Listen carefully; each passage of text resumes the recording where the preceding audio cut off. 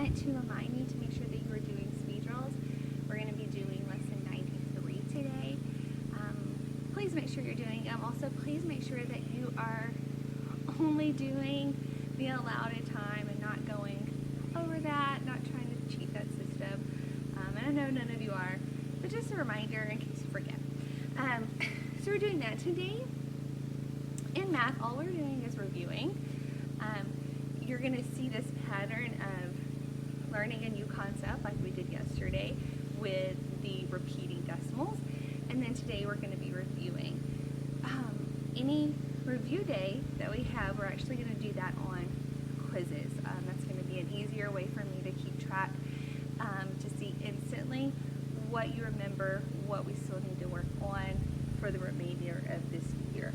So today you have an assignment on quizzes. It is adding and subtracting fractions. I know that this is something we've done probably like the second month of school, so we should be extremely comfortable with it. However, sometimes we tend to forget things, or maybe we didn't understand it fully the first time. So I do have my whiteboard here. I thought we might go through one of each before you get on quizzes and start to practice. So the first thing here, I have a adding fractions problem. So we have 5 and 5/8 plus 1 and 1/4. Now, does anyone remember what is essential anytime I'm adding or subtracting fractions? Before I can do anything, what should my fractions look like? What do I need to do first? What's that first step? Yeah, absolutely we do. We need common denominators. We have to have a common denominator or we can't work with this at all. So we're going to look at my denominator. So I have a denominator of 8 and a denominator of 4.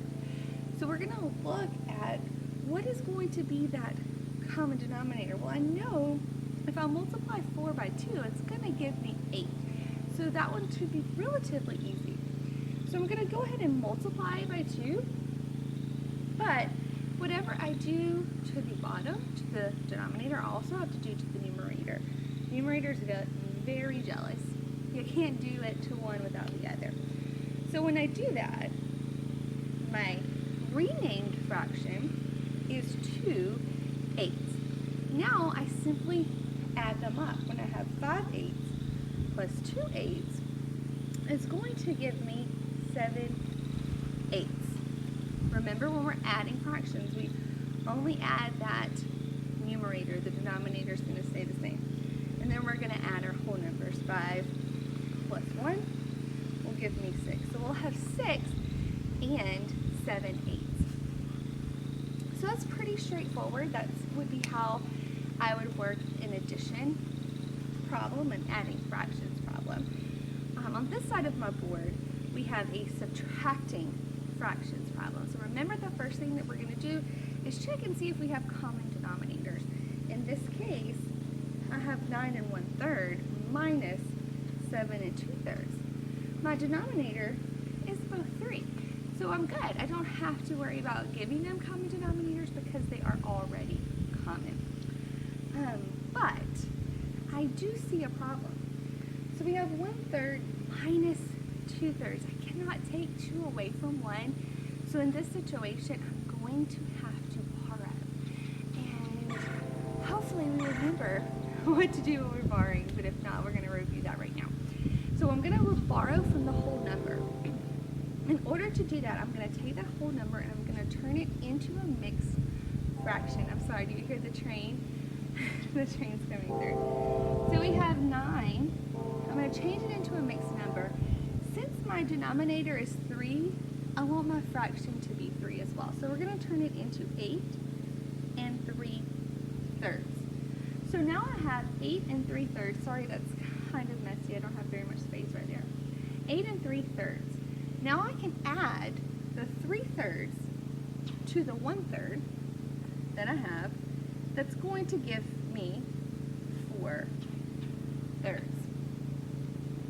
Okay, so notice that this number is still equal to the number that I had originally. I didn't change the value of the number, I just manipulated it so that I can now subtract.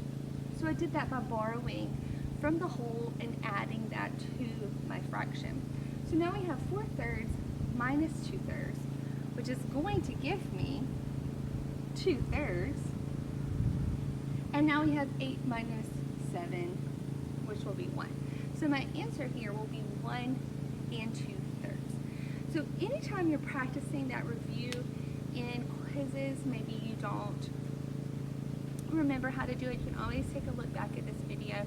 You also have your book at home if you want to look through some of those examples if you don't remember something of how to do. But I do want you to go into quizzes just like last time, the time before. Work those flashcards first.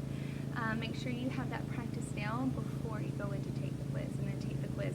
I do know that some of you, the quizzes were closing a little bit early for you, so I'm going to try to extend the hours as late as I possibly can, and hopefully that will fix some of the problems. But again, if you're having any problems, just let me know and we will try to mitigate that as soon as possible.